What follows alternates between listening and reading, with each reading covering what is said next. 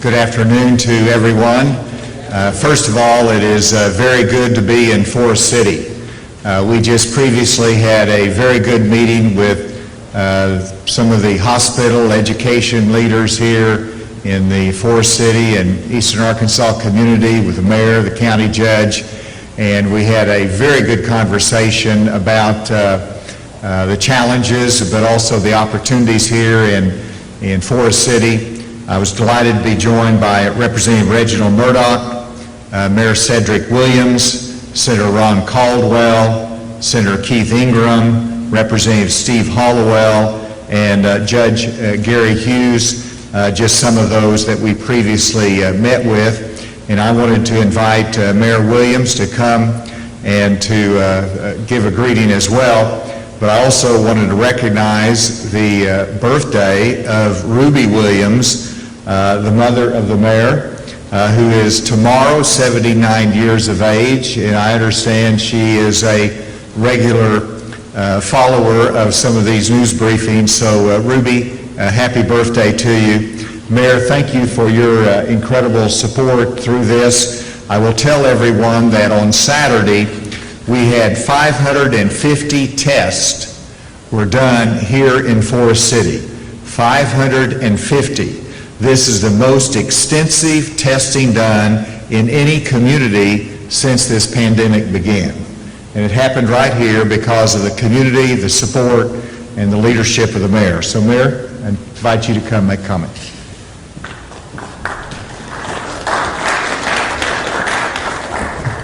Thank you, Governor Hutchinson, and thank you, Dr. Smith, and thank you for your leadership throughout this entire project. Yes, we had a great testing here in the city of Forest City. 550 people came out to be tested this past Saturday. But it shows the true leadership, the partnership. I know you mentioned Representative Reginald Murdoch, but also Dana Petit, with our local health officials, our local media, to where we all have a role to play in this, where we all sent the message out that this is very important, that people come out and get tested for this virus. And so that's the results of that, and that's the results you'll continue to see as we move forward on this. Again, thank you for coming to our Forest City. We appreciate your leadership. We appreciate also the concern, the phone call, after we did receive an uptick in the cases here in Forest City. But again, we're keeping it 6 here, and we're all in this together. Thank you.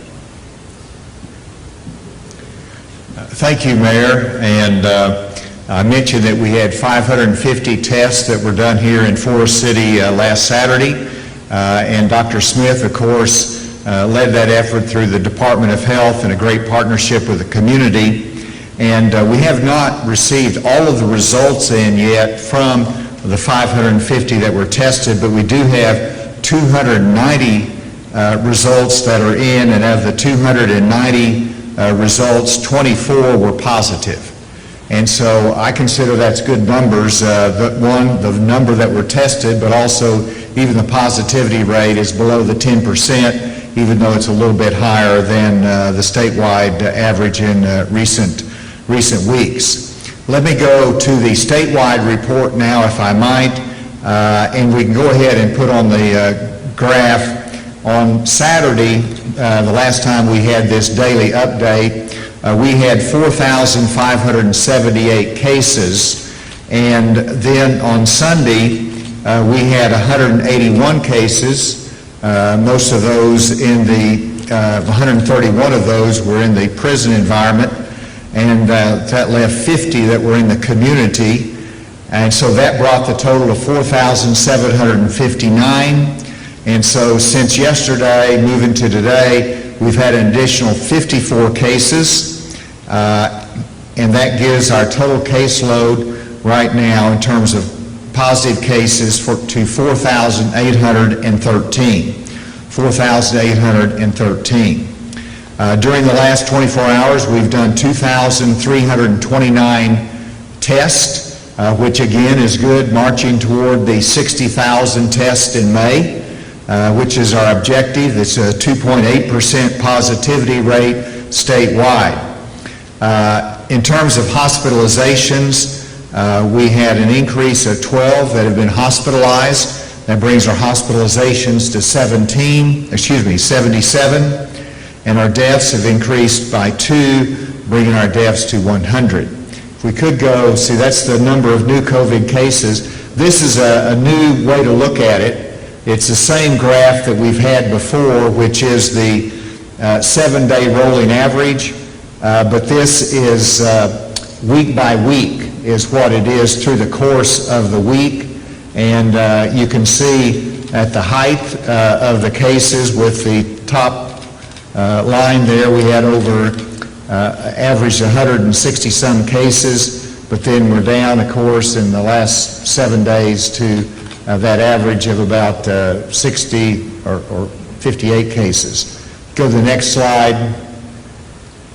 This is the number of currently hospitalized patients in Arkansas based upon COVID-19. You can see the downward trend. You can see the uptick that we've had with the 12 that's increased in hospitalizations.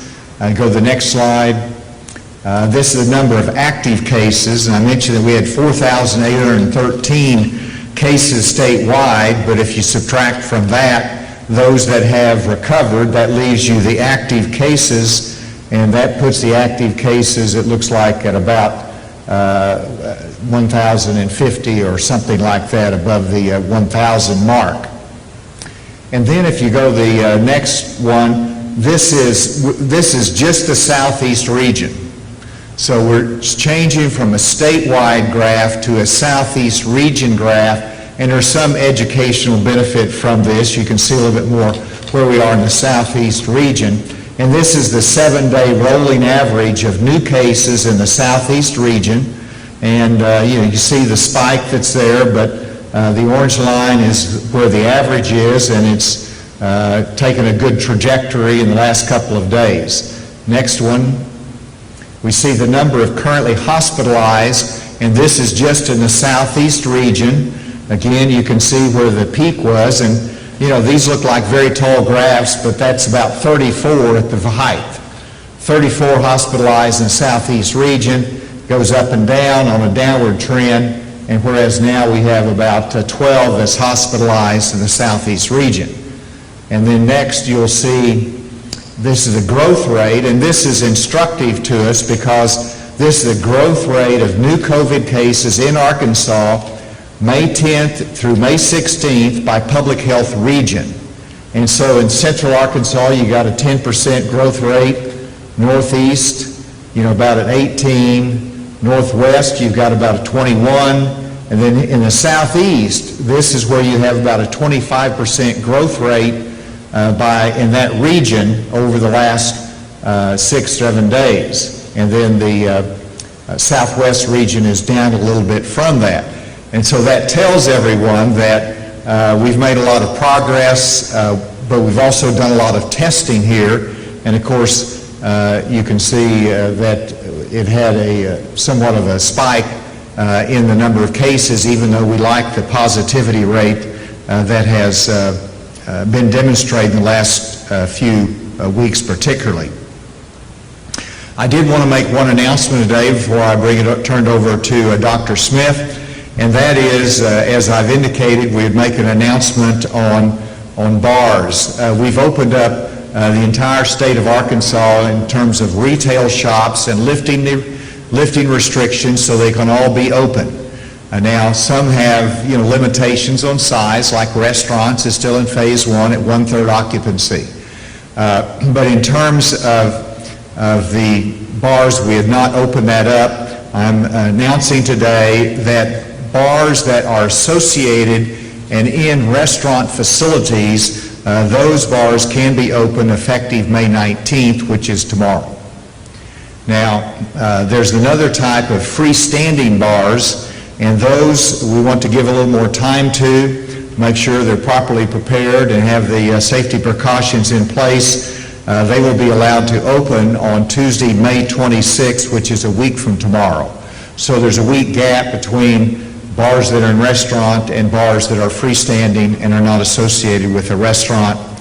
And that then allows really every retail, every shop to have the ability to open, even though we continue to be careful in our safety restrictions.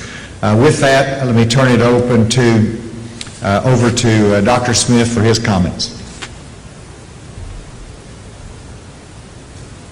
Thank you, Governor.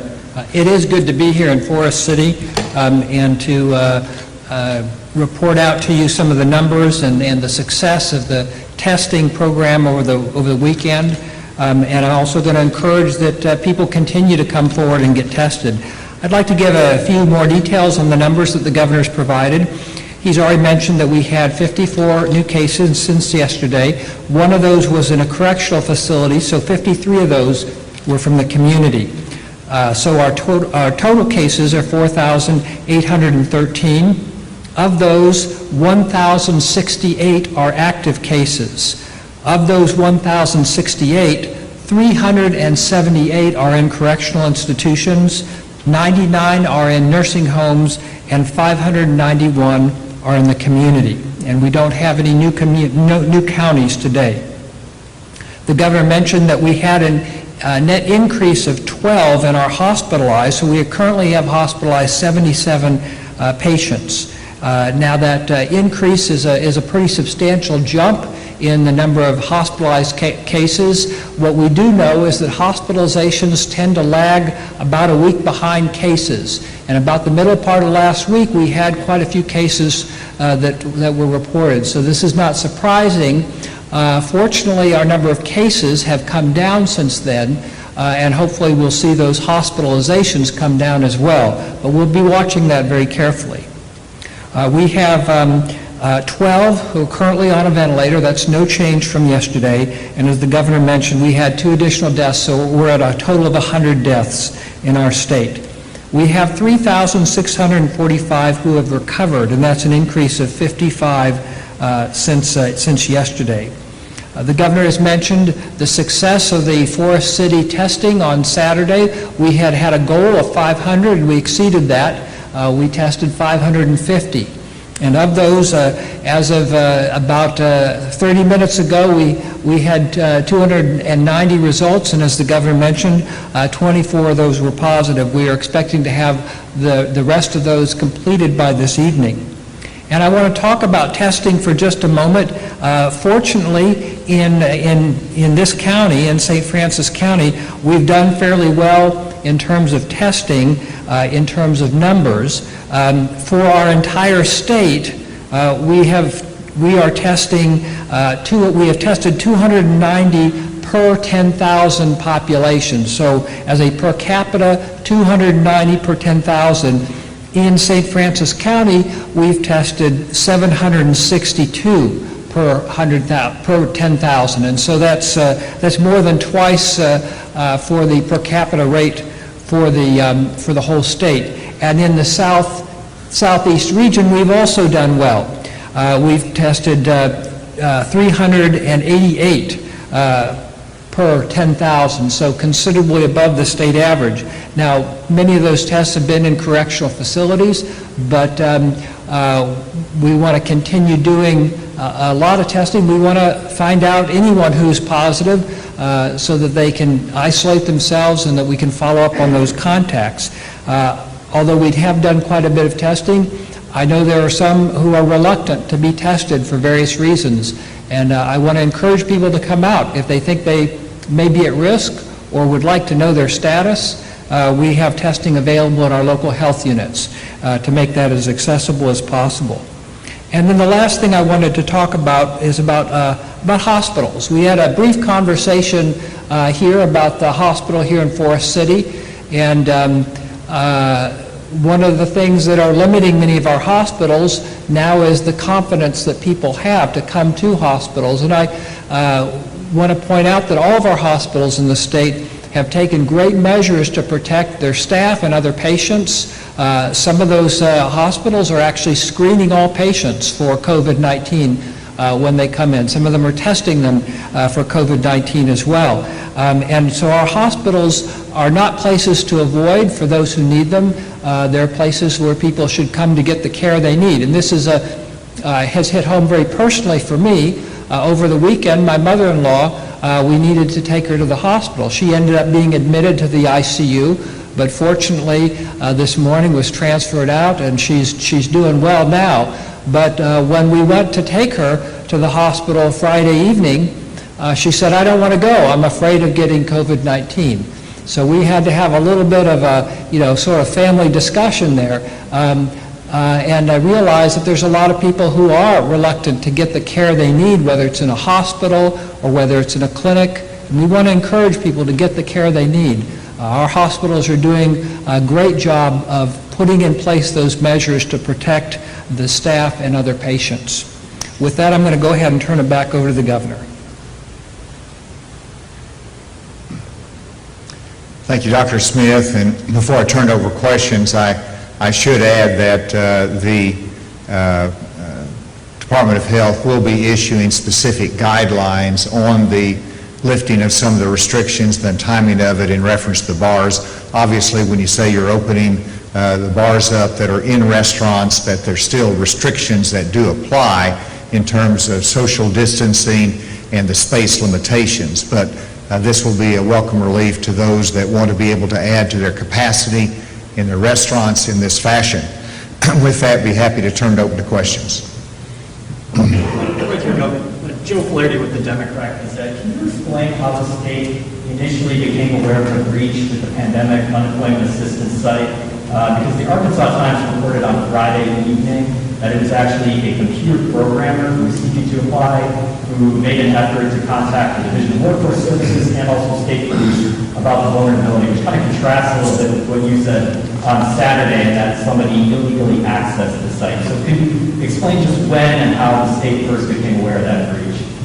Well, I don't know that those are in conflict with each other, but in terms of how we became to know about it, all I can speak is for myself as to how I learned about it, and that came from first I think it was through my office that notified me of this, and then we started taking action. In time I was notified of it, the site had already been taken down because of the concern of the security breach. Is this being treated as someone who actually breached the site and obtained people's information, or is it the case that the Arkansas Times kind of reported where somebody identified the breach and tried to bring it to the state's attention so that no one's information was actually obtained?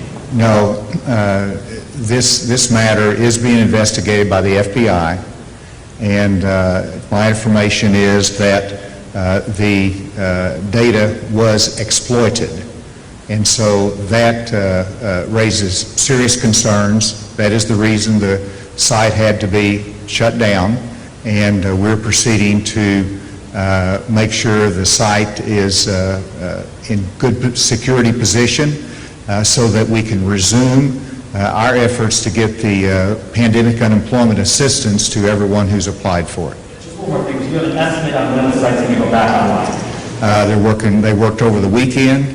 They're continuing to work on that. We have a third-party vendor that's coming in to make sure that, or expert I should say, that can go in and certify this to us that it is in a position to be secure and to go ahead and start taking the final weekly applications and getting the money out. Do we know if any of the data was compromised? I don't know that we know we don't believe that the data was manipulated. In other words, where someone would go in and would change a bank account number, which is what criminals would do.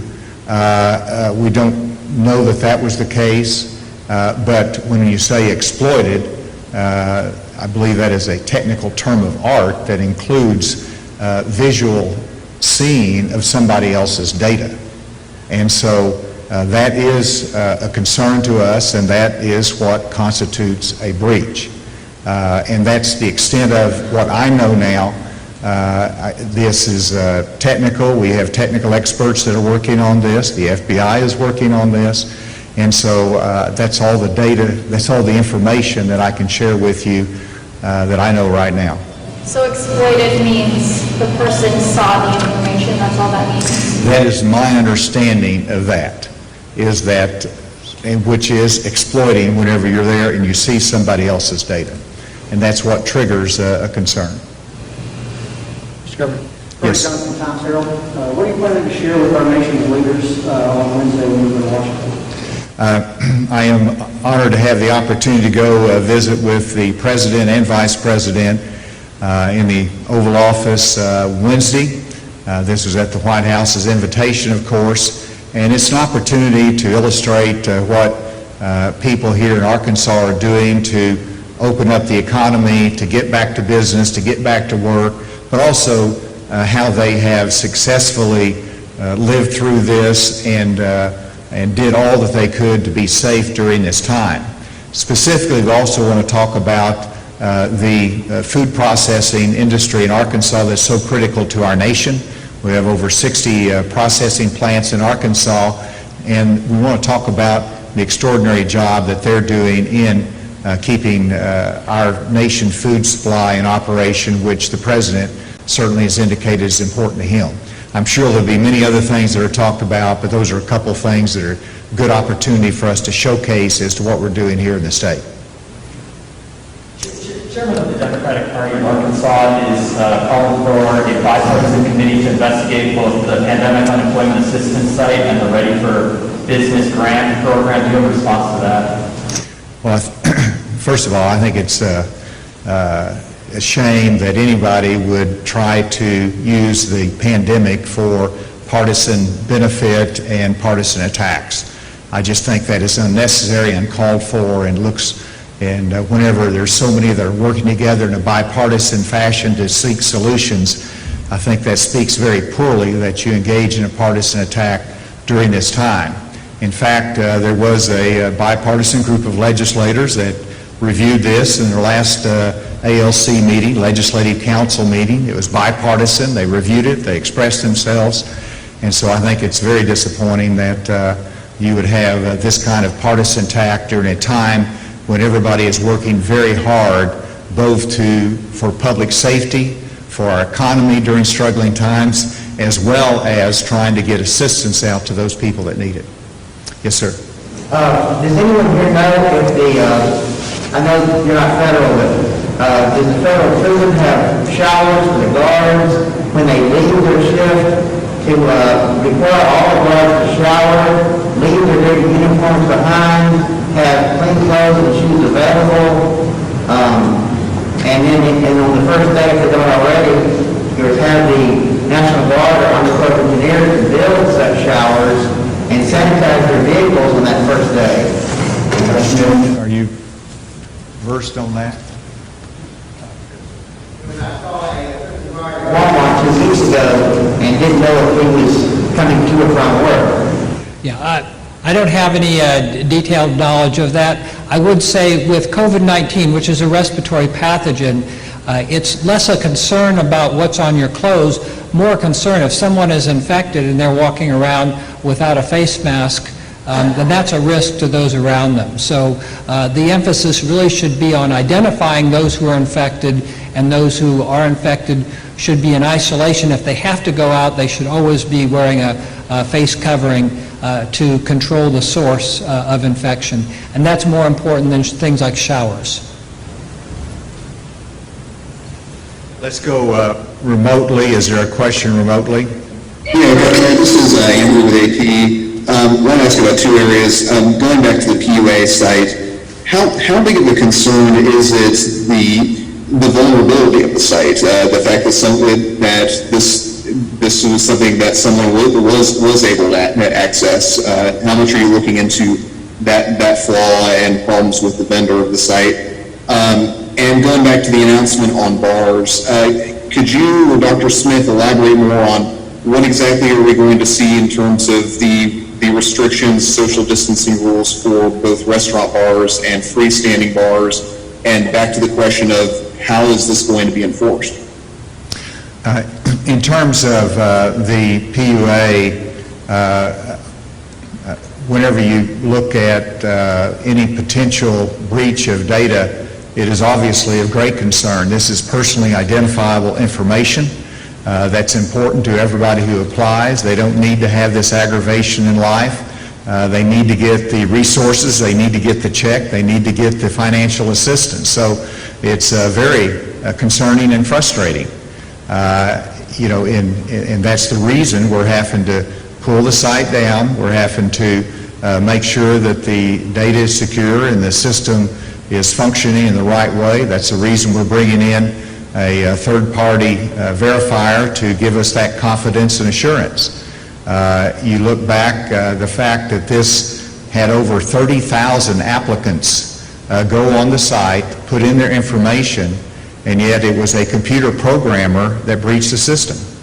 And so, as to what does that mean in terms of the sophistication of the breach or the sophistication of the weakness, I think I'll wait and get a report from the experts as to exactly how that should be interpreted.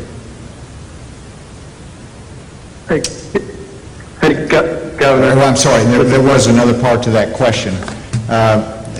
Dr. Smith, this was a question on the bars. Did you want to comment on that any further? The language in the directive for bars will be similar to what it is for restaurants in terms of physical distancing.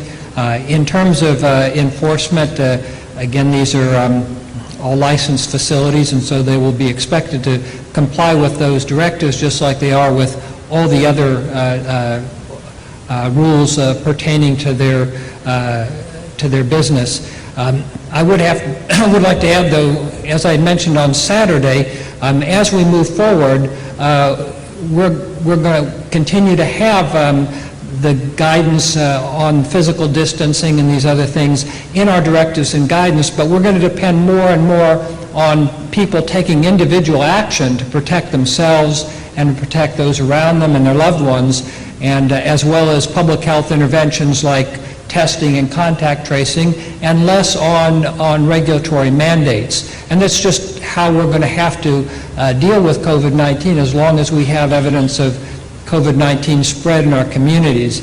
We're going to need to adjust our behavior individually and not count on someone looking over our shoulder to tell us what we know we need to do to protect ourselves and others.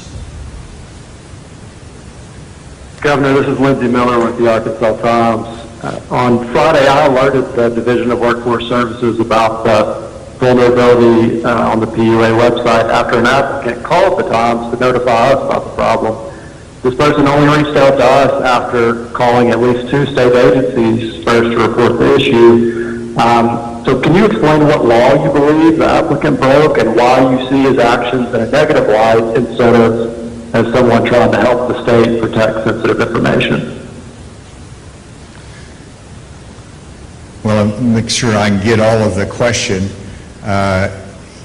It's our requirement whenever we have a breach of a system or a data breach that we notify the insurance carrier. We want to make sure the proper steps are taken to protect personal identifiable information.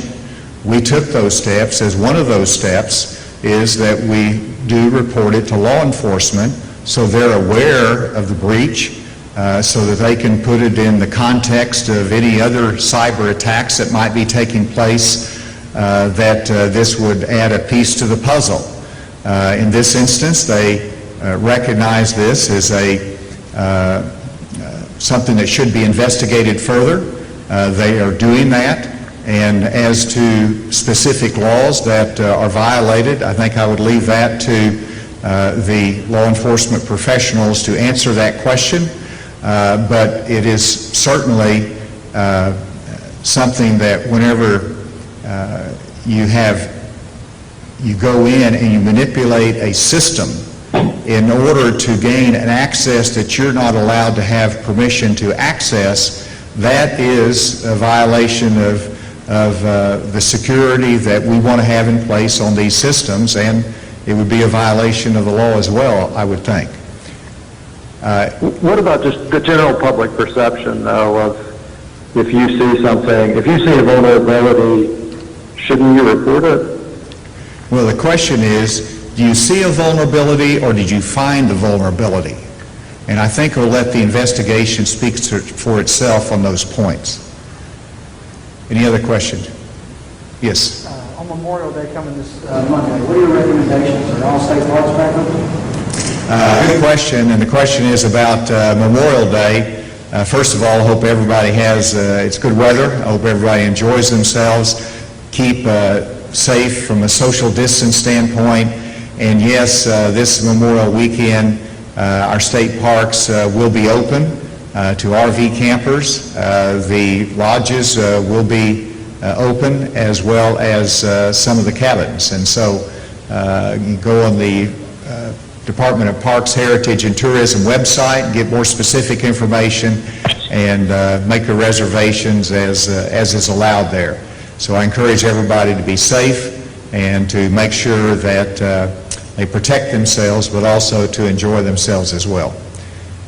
Finally, we've got a couple more questions here, and then we'll go to Alex. Yes. A federal correctional facility here in Forest City had over 240 cases. It seems over the weeks that correctional facilities have been a problem here in Arkansas. And I'm sure you've talked about it over the last couple of days and weeks, but what are you doing to make sure that correctional facilities are under control in terms of the spread of COVID-19? Well, in terms of the ones that we are responsible for, Dr. Smith has the lead in it, working with the Department of Corrections, and we're making sure that there's isolation. We're making sure they have the proper medical care, and a good reflection of that is that in the Cummins unit, we've had the vast majority recovered very well from it. In fact, we've done more testing in that environment than we would in normal circumstances because it is a confined area.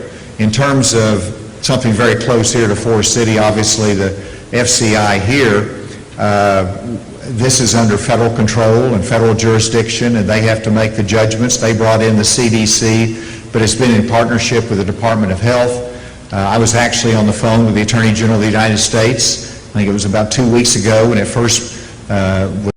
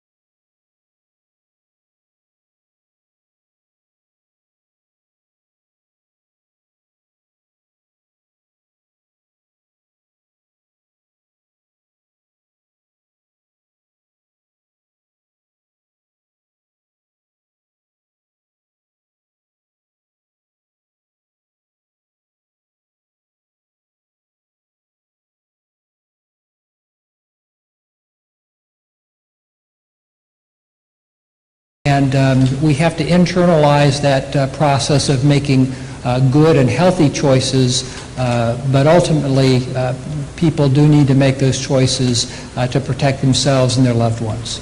So for the bars, for example, does that mean there won't be a specific directive saying people going into bars have to wear masks? Well, we will have language similar to what we've used for restaurants, but a month, 2 months from now, we will probably be relaxing guidelines rather than implementing new ones. Does the bar guideline, does that include live entertainment and live music? the question is on the bars, does it include live entertainment and live music? That, go ahead.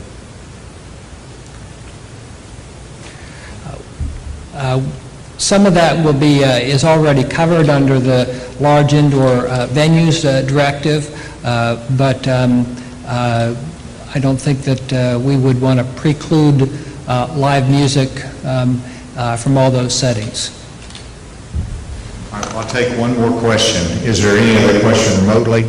Governor Hutchinson, Jacqueline Froelich at KUAF Public Radio. I just want to clarify, is there a connection between the several days of lost documents, pandemic unemployment assistance documents that are required to be uploaded? They were lost. Applicants were advised to re-upload, and some of that's taken, of course. Is there any connection between that and the vulnerability that was discovered and first reported to the Arkansas Times on Friday night?